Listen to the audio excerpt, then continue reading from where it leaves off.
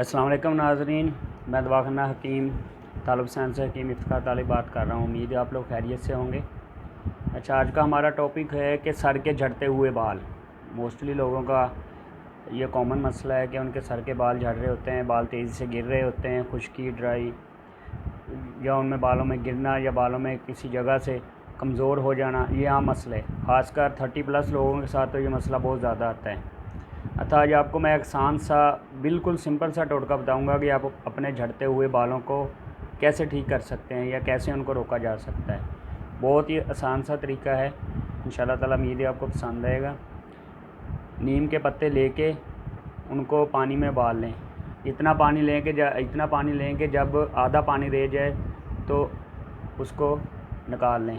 निकालने के बाद उस पानी से हफ्ते में 1 या 2 दफ़ा अपने सर को धोएं। इंशाल्लाह ना सिर्फ आपके झड़ते हुए बाल रुक जाएंगे बल्कि उसकी जगह नए बाल भी आएंगे, और मज़ीद ये कि आपके बाल जो वाइट हो रहे हैं वो भी ठीक हो जाएंगे। उम्मीद है आपको मेरा टोटका पसंद आया होगा। वीडियो को लाइक और शेयर लाजमी करें। अल्लाह ताला आपको सेहत और तंदुरुस्ती दे। दुआ में याद रखिएगा। ओके, अल्लाह हाफिज़।